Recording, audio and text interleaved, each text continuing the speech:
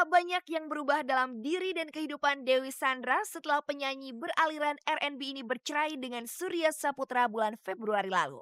Semalam ditemui cek dan recheck di sebuah acara di Hotel Mulia Senayan, Jakarta Selatan. Dewi mengaku telah punya semangat baru untuk kembali menata hidupnya ke depan. Baginya apa yang telah terjadi adalah pelajaran penting yang harus diingat dan yakin akan mendapatkan sesuatu yang lebih baik di masa depan.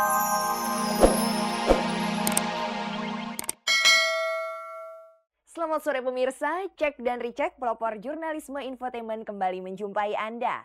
Selama 30 menit ke depan, saya Mila Rahmawati akan menemani Anda untuk mengupas sisi menarik kehidupan orang terkenal di tanah air dan menyimak berbagai informasi aktual dan menarik dari dunia selebriti yang telah disiapkan tim liputan tayangan bergengsi ini. Nah pemirsa, kini langsung saja kita simak kilasan tayangan untuk sore hari ini. Huges dan Afin suaminya saling mengadukan ke pihak yang berwajib. Dua-duanya merasa dirugikan. Setelah lebih 2 bulan bercerai dari Surya Saputra, Dewi Sandra mulai optimis menghadapi masa depannya. Iwan Fals didatangi Wakil Ketua DPR. Sementara Reni Jayusman bikin pagelaran Kartinian. Dan Joe Milioner diprotes sebuah LSM. Dua selebriti Yuyun Sukawati dan Linda Rahman berseteru karena kasus jual beli rumah.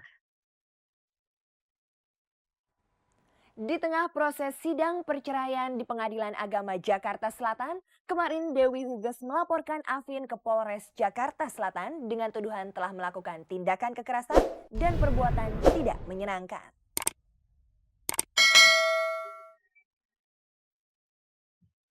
Now the lines have all been drawn, vows we made can fade.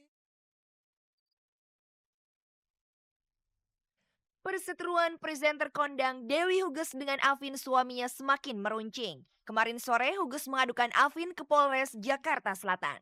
Dalam pengaduannya, wanita bernama asli Desa Made Hugesia binti Dewa Made Sumerta itu menegaskan perlakuan Afin selama menjadi suaminya sangat menekannya dari segi mental, ekonomi maupun fisik. Berdasarkan apa yang dialami, maka Huges pun mencoba menjaring Afin lewat pasal 335 KUHP, perbuatan tidak menyenangkan. Pasal 7 sampai pasal 9 Undang-Undang Kekerasan dalam Rumah Tangga, dan yang terakhir, pasal 372 KUHP, penggelapan karena harta yang dikuasai sepihak. Selepas membuat laporan yang dilanjutkan dengan pembuatan berita acara pemeriksaan, tengah malam tadi Huges dan Elsa Syarif memberikan keterangan kepada wartawan.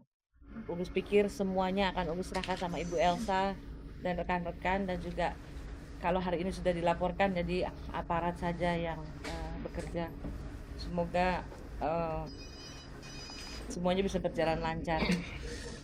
Ugus berani dan percaya diri untuk melakukan perbuatan, untuk melaporkan tindak pidana yang telah terjadi. Tapi saya mohon maaf karena itu sudah kami buat suatu laporan dan sudah dibuat berita acara pemeriksaan.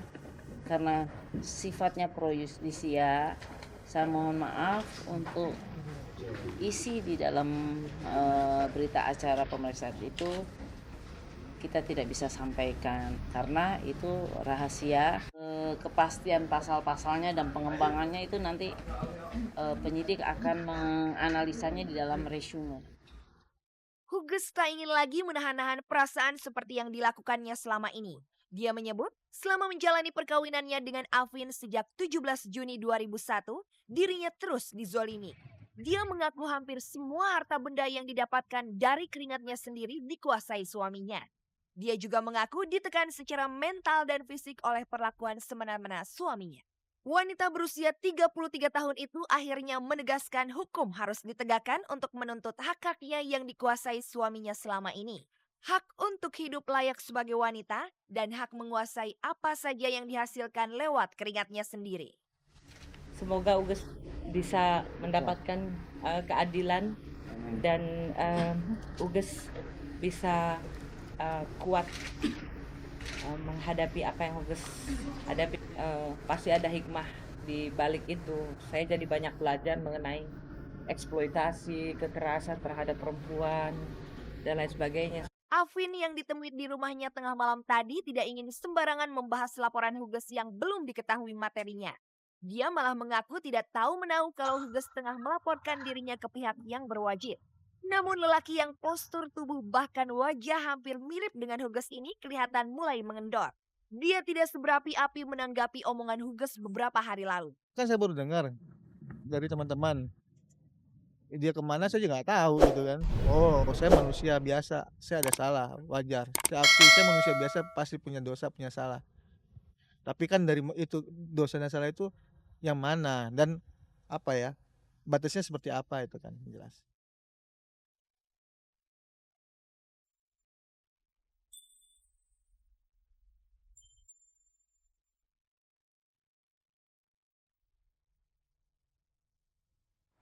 Simak pengakuan Dewi Sandra tentang gaya hidupnya setelah berstatus janda, tentunya setelah kita mericek yang berikut. Dewi Sandra memilah gaya hidup apa yang harus ia terapkan setelah bercerai dengan suaminya Surya Saputra beberapa waktu lalu. Sebuah penyesuaian yang dilakukan Dewi sebagai seorang janda.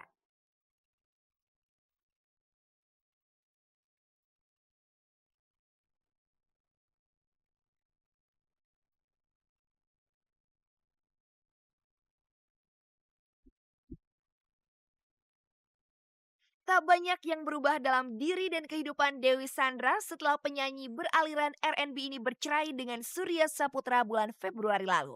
Semalam ditemui cek dan recheck di sebuah acara di Hotel Mulia Senayan, Jakarta Selatan, Dewi mengaku telah punya semangat baru untuk kembali menata hidupnya ke depan. Baginya apa yang telah terjadi adalah pelajaran penting yang harus diingat dan yakin akan mendapatkan sesuatu yang lebih baik di masa datang. Hal itu dipercaya wanita kelahiran Rio de Janeiro, Brazil 3 April 1980 ini sebagai modal awal yang sangat penting untuk hidupnya ke depan. Ya sekarang saya berusaha untuk lebih optimistik dengan apapun ya. Yang kemarin-kemarin yaitu pelajaran yang sangat berharga. Dan ya kita sebagai manusia kita harus menghadapi, kita berdoa, minta yang terbaik. Semoga kita juga dikasih jalan ya lurus-lurus saja. Berusaha untuk lurus-lurus dan lempeng aja. Menurut Dewi, sebenarnya banyak yang bisa jadi jembatannya keluar dari permasalahan hidup. Salah satunya dengan kembali bergabung dengan keluarga atau berkomunikasi dengan teman yang semasa menjadi istri Surya diakuinya jarang bisa dilakukan. Untuk hal itu, pemilik nama lengkap Dewi Sandra Kilik ini mengaku memacu dirinya untuk tetap hidup bahagia. Saya nomor 1, saya sendiri harus bahagia, keluarga saya harus bahagia, dan ya saya berusaha untuk ya itu salah satunya ngeluarin album, kerja, ngumpul sama teman-teman. Dewi percaya ada nilai lebih yang dicapai ketika seseorang mampu lolos dari sebuah kesulitan. Dewi mengaku tak ada yang berubah dengan status jandanya. Sementara untuk mengantisipasi berbagai kesulitan yang akan menimpanya di masa yang akan datang, Dewi mengaku kini ia lebih bisa mempercayai perasaan dan feelingnya untuk menilai kesulitan apa yang kira-kira timbul dari apa yang ia putuskan. Berusaha menghindar apapun, saya jalanin apa adanya. Cuman kalau ya namanya kita orang bisa ada feeling juga kan, ada firasat, Marcel firasat. Nah, kita ada firasat bahwa oh ini nggak baik buat gua, kita bisa stop sendiri gitu.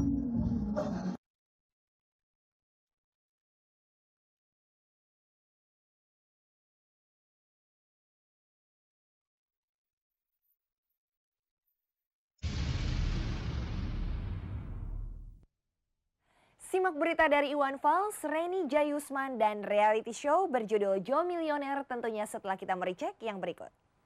Iwan Fals dikunjungi Wakil Ketua DPR RI. Reni Jayusman merancang pagelaran bertema perempuan. Sementara Jo Milioner didiskusikan di IKJ.